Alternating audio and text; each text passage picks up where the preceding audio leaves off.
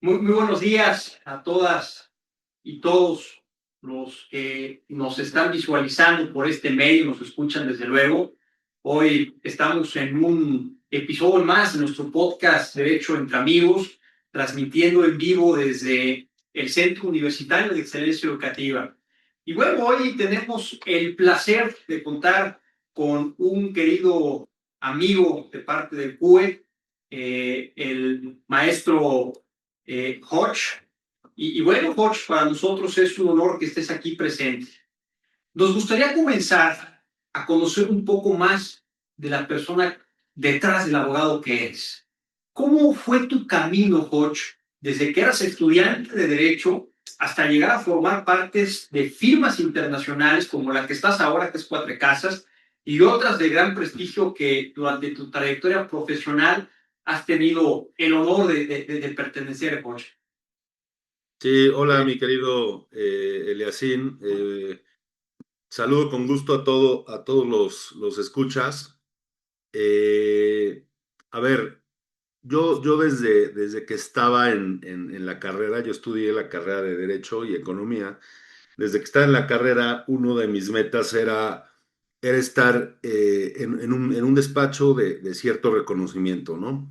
La realidad es que ahora y tal vez lo abordaremos más adelante, pero con el pasar de los años y la experiencia, me he dado cuenta que más allá de esa ilusión que tienes y que todos los estudiantes tienen de pertenecer a una firma reconocida, el camino es más bien tener la ilusión de ser un buen profesionista, un gran abogado y de superarte continuamente, ¿no? Entonces, más allá de tener el deseo de pertenecer a una firma grande, creo que yo lo hubiera enfocado más a ser un buen abogado y de esta manera todo se va dando, ¿no? Desde que estaba en la carrera, yo empecé a trabajar más o menos en penúltimo o antepenúltimo semestre. Como saben los que han estudiado o los que cursan la carrera de Derecho, es muy relevante, más allá de quedarse con lo que explican en la universidad, el campo laboral, ¿no? Porque pues el abogado se forma justamente en los despachos jurídicos, en las empresas, en las áreas jurídicas, ¿no? Entonces, es muy importante, obviamente es sumamente relevante los materiales, cursos que se dan en la universidad, pero la realidad es que siempre hay que buscar entrar al mercado laboral antes de salir de la carrera, ¿no? Como fue mi caso, yo entré a esta firma Cheves, desde antes de penúltimo semestre o antepenúltimo semestre de carrera, y bueno, ahí transcurrió la mayoría hasta la fecha de mi trayectoria profesional, ¿no? 13 años aproximadamente. Muy bien, Hodge. Aquí, Pablo. Maestro Koch, muchos de nuestros estudiantes escuchan hablar de las grandes firmas, pero pocas veces conocen cómo se vive desde adentro. Ya sé que nos acaba de comentar que pues inició en una grande firma aún cuando era estudiante. Maestro, ¿cómo les podemos platicar a los estudiantes del PUEL qué es trabajar en un despacho de firma internacional? Sí, con gusto. Muy interesante pregunta, ¿no? La realidad es que las firmas grandes y firmas internacionales lo que buscan, porque muchos estudiantes lo que piensan es que estas firmas buscan tal vez un promedio de excelencia, que es importante, pero no lo es todo. Tal vez un idioma inglés nativo, que es importante, pero no lo es todo. Y otra serie de requisitos que de repente suenan complicados, ¿no? La realidad y lo que yo me he dado cuenta ahora en el paso por este tipo de firmas es que en niveles iniciales lo que buscan las firmas es un tema más de actitud, ¿no? Actitud hacia querer aprender, disposición hacia hacer las cosas bien, dejarte guiar por los superiores, tener esta curiosidad, ¿no? Que tienen los estudiantes de aprender en todo momento, ¿no? Entonces, suena complicado y de repente cuando eres estudiante lo que opinas es que para entrar a una de estas firmas suena una tarea imposible, pero no lo es así, ¿no? La realidad es que estas firmas lo que evalúan es un todo en el estudiante. Actitud, manera de expresarte, sobre todo, ¿no? Eso es algo que yo me he dado cuenta que es sumamente relevante. La actitud de comunicación, ¿no? Entonces, un tema ya a los estudiantes es prepárense en todo momento, lean, tomen seminarios de comunicación, sépanse expresar en público, con clientes, etcétera. Y con esta serie de requisitos, aunque no existe un promedio tal vez de excelencia, un promedio aceptable, un inglés aceptable y habilidades de comunicación, estas firmas querrán siempre recibirlos, sobre todo en etapas tempranas, porque lo que buscan estas firmas es formar a su gente e irlos haciendo a la manera de trabajo de la firma, ¿no? Totalmente de acuerdo, Joch, con lo que comentas. Y a ver, sobre ese punto, imaginemos que hoy nos está viendo un estudiante de primer semestre que sueña con trabajar en una firma internacional. Si dependiera de ti diseñar su plan de desarrollo, ¿qué consideras, coach, que debería empezar a hacer desde este momento para aumentar significativamente sus posibilidades de lograrlo? Sobre todo porque sabemos que en estas grandes firmas impera una característica esencial, la competencia, ¿no? Y considero que quien está más preparado es quien se le facilita el camino para ingresar, ¿no?, a este tipo de firmas, coach. ¿Qué nos puedes decir al respecto? Sí, con gusto. A ver, en primer lugar, y algo que creo que ya comenté, es inicien su carrera profesional lo antes posible, ¿no? Nosotros en el mundo del abogado, de repente, y yo he visto mucha gente que considera que primero quiere acabar una licenciatura, luego automáticamente meterse a una maestría y hasta después de la maestría ingresar al campo laboral. La verdad es que eso es algo que yo no recomendaría. ¿Por qué? Mientras antes empieces una carrera profesional, es mejor, ¿no? Muchas veces incluso los estudiantes quieren seleccionar una maestría sin saber en el mundo laboral qué es lo que les gusta, ¿no? ¿Qué es en lo que se tienen que especializar, ¿no? Entonces, mi primer consejo sería, cuanto antes, obviamente con cierta base ya de conocimiento jurídico, yo diría sexto o quinto semestre, tratar de ingresar a una de estas firmas, ¿no? Eh, por dos razones, ¿no? Una, mientras más rápido entras al mundo profesional, más rápido te desarrollas, ¿no? Y dos, cuando entras a una edad temprana, las firmas tienen un poco menos de exigencia en el tema técnico, jurídico, para las admisiones, ¿no? Porque saben que te vas a formar ahí. No es lo mismo ir a una entrevista de una de estas firmas cuando tienes 10 años de experiencia, 5 años, a cuando es tal vez tu primer trabajo, ¿no? El nivel de preguntas, el nivel de exigencia es diferente. Entonces, ese es mi primer consejo. El segundo consejo es desarrollar aptitudes de comunicación, ¿no? Muchas veces la forma es fondo. ¿Y a qué me refiero con esto? ¿Cómo te perciben en tu primera entrevista? ¿Cómo te expresas? ¿Cuáles son los puntos que tocas? ¿Cuáles son las inquietudes que tienes? Todo eso lo están evaluando para aceptarte o no aceptarte, ¿no?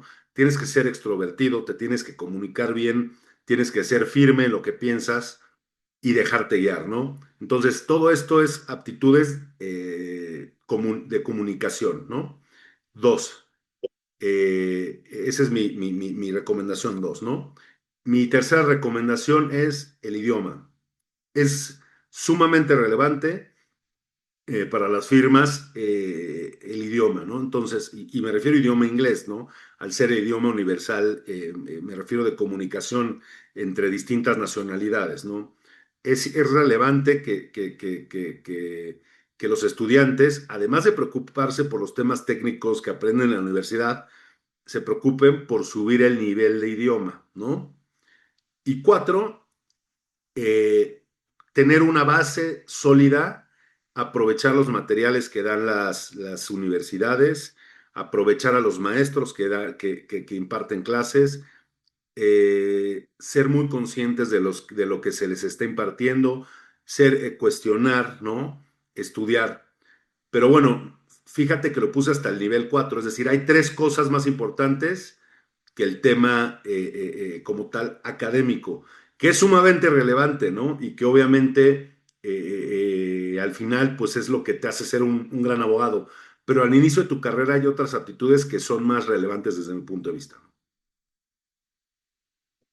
Maestro, pues profundizando un poco más con ese tema, si tuviéramos que decidir como participantes o como quienes queremos entrar a un gran despacho, para usted, ¿cuáles son las habilidades blandas, las 3, que dijera, estas son las que te van a tomar en cuenta para elegirte en esta vida? Habilidades blandas, una que he repetido ya varias veces porque realmente creo que es la principal, comunicación, ¿no? Tener herramientas para tener una comunicación asertiva, una comunicación entendible y directa, ¿no? El tema de comunicación, esa es la principal habilidad que considero se toma en cuenta. 2, actitud, ¿no? La actitud es todo. Cuando inicias en estas firmas, la actitud lo es todo. ¿Por qué? Porque obviamente todos empezamos ahí, ¿no? Pasantes. Y esa palabra de repente se escucha muy lejana para personas que llevamos una carrera tal vez larga, ¿no? De 15 años, 20 años, 30 años, ¿no? Pero la realidad es que todos empezamos como pasantes. Y un pasante sin buena actitud no progresa en este tipo de firmas, ¿no? ¿A qué me refiero con actitud? Hay que ir, por favor, a recabar esta firma con gusto. Necesito que revises este escrito, por favor, claro. Es decir, tener esta actitud de aprender y no creer que perdón, que por el simple hecho de haberte graduado tal vez de la universidad y tener tal vez tu título de licenciado en Derecho, lo sabes todo, ¿no? Este tema de la actitud es esencial. Y 3, disciplina, ¿no? La disciplina es clave también para crecer en el mundo profesional, en todos los ámbitos y sobre todo en firmas de abogados, ¿no? Porque no es una carrera corta, no es una carrera de velocidad, es una carrera de resistencia. Para llegar a posiciones de mucho más importancia, trascendencia en este tipo de firmas, son largos años, ¿no? Yo me atrevería a decir que en la actualidad, en este tipo de firmas, los socios o las personas que nombran socios no tienen menos de 15 años, 16 años de experiencia o más, ¿no? Entonces es un tema que toma tiempo. Entonces la disciplina es clave para lograr obviamente los objetivos, ser disciplinado en año con año en llegar a las metas que piden las firmas. Entonces para mí son esas 3 habilidades. Cambiando un poco el contexto, hoy la inteligencia artificial está cambiando la forma de ejercer el derecho. Desde tu perspectiva, ¿cómo debería prepararse un abogado joven para aprovechar estas herramientas sin dejar de aportar valor que un cliente realmente espera de un profesionista? A ver, el tema de inteligencia artificial es muy relevante, ¿no? Y de hecho la mayoría de firmas de cierto nivel en México y en el mundo ya prevén este tipo de herramientas para los profesionistas, ¿no? No podemos ver a la inteligencia artificial como el enemigo, como un factor externo a nosotros, ¿no? Es algo que ya está aquí y que irremediablemente se utiliza y es una gran herramienta para todas las carreras. Sin embargo, lo tenemos que ver de esa manera. Una herramienta que te ayuda a complementar tu conocimiento jurídico, tal vez mejorar la redacción, tal vez darle estructura a ciertos documentos, pero de ninguna manera tiene que ser la base o el pilar de nuestra profesión, ¿no? Y esto es muy sencillo. Es por dos razones. La primera, las inteligencias artificiales tienen alucinaciones, ¿no? Dan información que de repente no es certera, no está actualizada, porque las inteligencias artificiales están diseñadas específicamente para darte una respuesta, ¿no? Ninguna inteligencia artificial te va a contestar, no sé.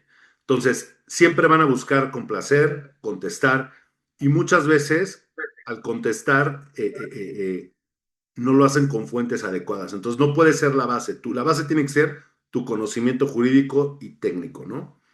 Y la segunda razón es porque eh, se pierde el criterio del abogado, ¿no? Cuando utilizas la inteligencia artificial para todo, pierdes esta capacidad de raciocinio, esta capacidad técnico-jurídica para argumentar, ¿no?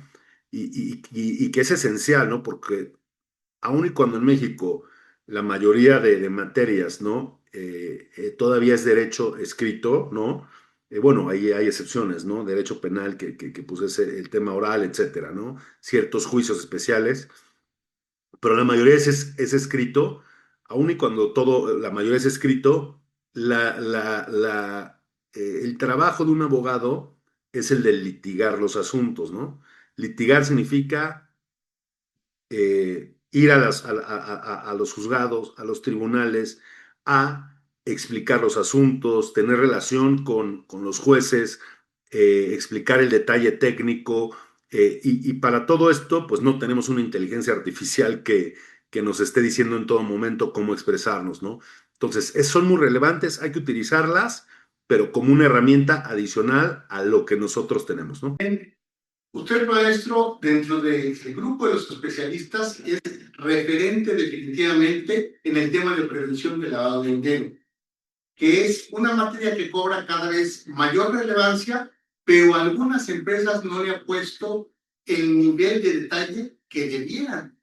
Para quienes aún no conocen esta importante área, para usted, ¿qué es lo que lo hace interesante y por qué considera que representa una gran oportunidad para las nuevas generaciones de abogados que se especialicen en ello? Claro, es muy relevante. Este tema de la prevención del lavado de dinero, sobre todo en un país como en el que vivimos, México, eh, cobra absoluta relevancia, ¿no? Esto viene desde un ámbito internacional, ¿no? El GAFI, o el Grupo de Acción Financiera Internacional, del cual México forma parte, emite recomendaciones para que los países miembros adopten, ¿no? En ciertas materias, en ciertas medidas, sobre todo en temas de prevención del lavado de dinero. México, al formar parte de Grupo de Acción Financiera Internacional, ha tenido que ajustar toda su normativa jurídica, y desde un aspecto puramente legislativo para ajustarse a ese tema internacional, ¿no? ¿Por qué digo que México es especialmente relevante? Como sabemos, y lamentablemente, en México es un país que existe mucha delincuencia, ¿no? Delincuencia organizada, delitos en general, ¿no? Es un país que sufre y que sufrimos de este tema de los delincuentes, ¿no?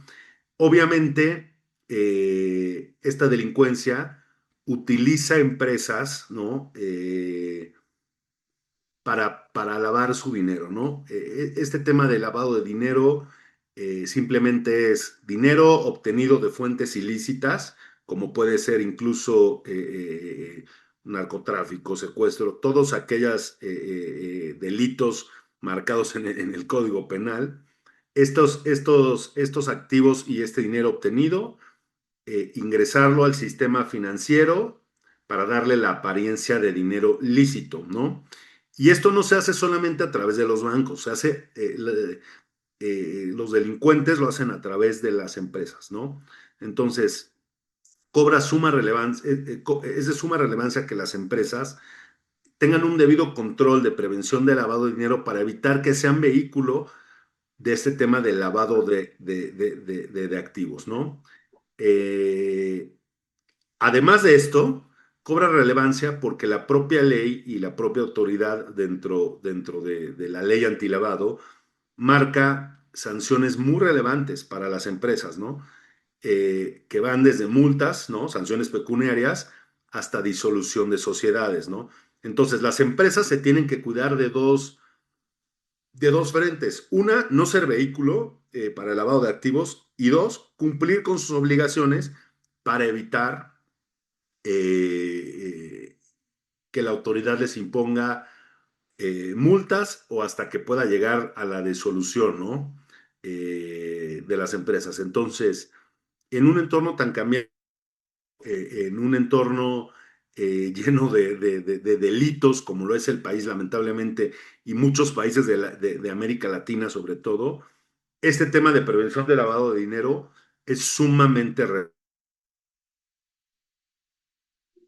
relevante para los abogados de todas las materias, si bien no especializarse al 100%, si no es la materia que queremos dedicarnos, tener un conocimiento por lo menos básico de lo que trata, porque en todas las materias tiene esta pequeña implicación de PLD, ¿no?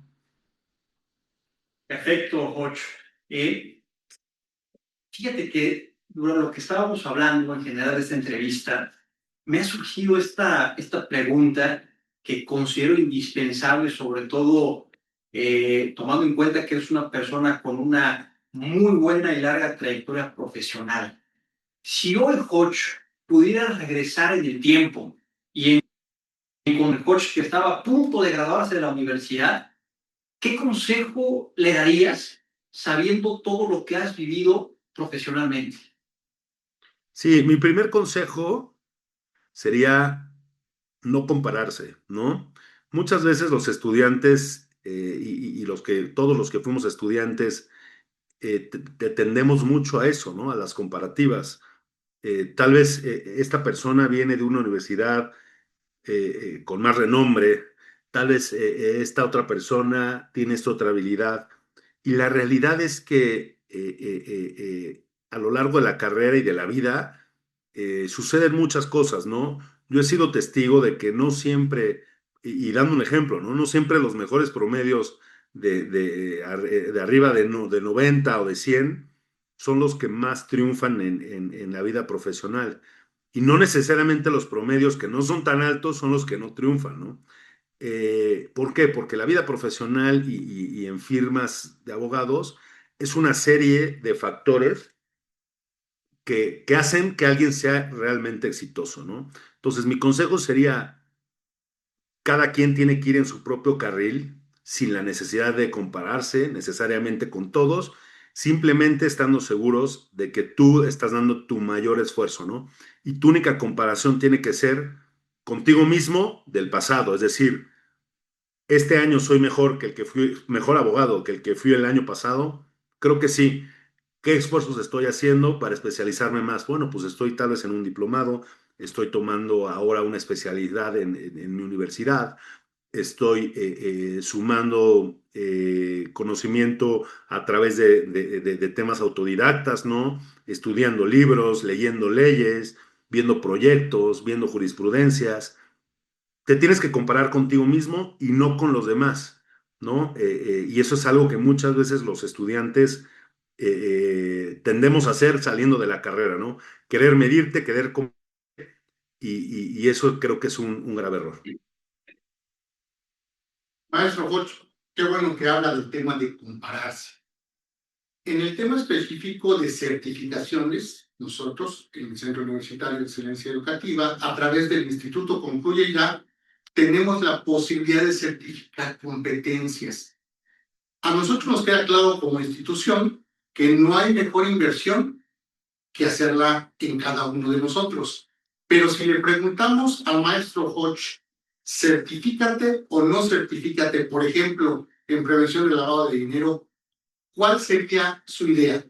¿Sí certificarnos o continuar con nuestra competencia hasta lograr tener un gran nivel sin la certificación? Sí, yo creo que son muy relevantes las certificaciones y son necesarias, ¿no? Sobre todo en las materias como esta, prevención del lavado de dinero, las certificaciones son fundamentales. ¿Por qué? Muchas veces, por ejemplo, en prevención del lavado de dinero existen dos grandes certificaciones.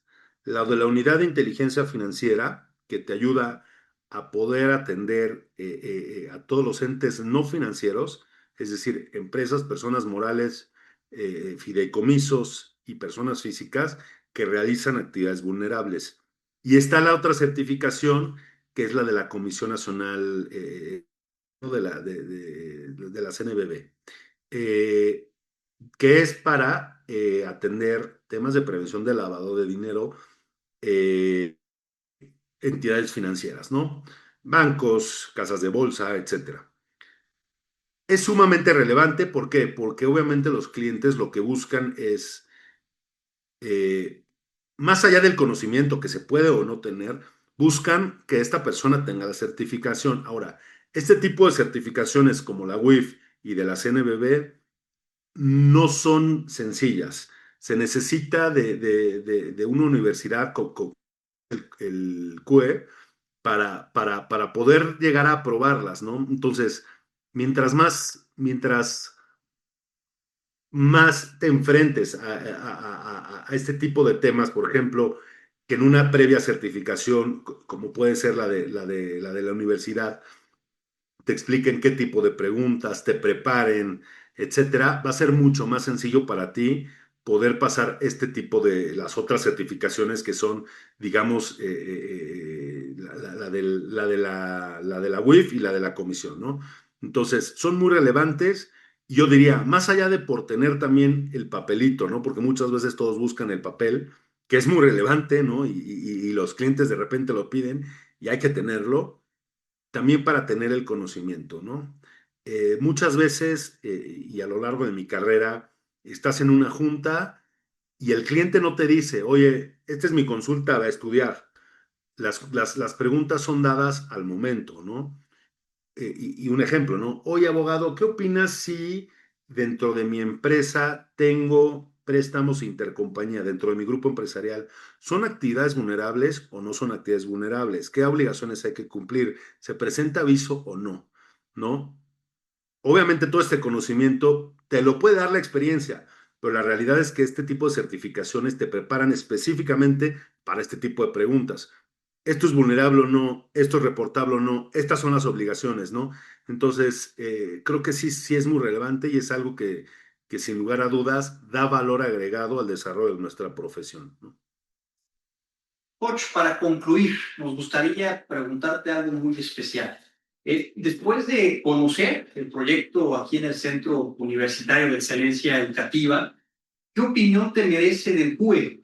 Y desde luego, ¿qué mensaje te gustaría dejarles a todos los estudiantes y futuros abogados que hoy nos están acompañando desde su casa, seguramente visualizando esta gran entrevista, Jorge? Sí, yo estoy familiarizado con este proyecto del Centro Universitario de Excelencia Educativa y creo que están haciendo un excelente trabajo, ¿no? Desde mi punto de vista, están haciendo un buen trabajo por el tipo de profesionales y de maestros que tienen, ¿no? Me consta y bueno, soy a viva voz el ejemplo de que la capacitación que ustedes otorgan a sus alumnos no es simplemente de catedráticos de profesión, sino de profesores que tienen relevancia en el campo profesional, que tienen carreras muy sólidas, ya sea desde el Poder Judicial hasta en lo particular. Entonces, la realidad es que yo considero que ese es el camino que hay que seguir. El hecho de dotar a los alumnos de herramientas prácticas que puedan ellos implementar el día de mañana en sus campos laborales, más allá de buscar dar doctrina y doctrina, ¿no? Es muy importante la doctrina, pero es más importante, y tú como estudiante siempre tomas más en serio a un profesor que tú sabes que allá afuera ha visto N número de casos como el que te está explicando a alguien que solo te lo está diciendo el libro, ¿no? Desde mi punto de vista, este proyecto de QE cumple con eso a la perfección, ¿no? Y considero que ese es el camino que se tiene que seguir, ¿no? Muchas felicidades por el proyecto. Gracias, coach. Te agradecemos de verdad por el tiempo que nos otorgaste. Una muy buena entrevista, ¿no, Osvaldo? Por su experiencia, pero sobre todo, gracias por permitirle a la comunidad de CUE conocer un poco más, no solo del profesional que es el maestro coach, sino del excelente ser humano preocupado porque el lavado de dinero, la presión del lavado de dinero, porque los temas torales, neurálgicos de este país se atiendan y se atiendan por profesionales, obviamente como usted. Gracias, maestro, y gracias a todos los que en este momento y a lo largo del tiempo puedan ver este podcast, que definitivamente semana tras semana tenemos a profesionales y tenemos a grandes valías como el maestro coach como invitados. Gracias, Ilacín, gracias, maestro, gracias a todos. Gracias a todos, hasta luego.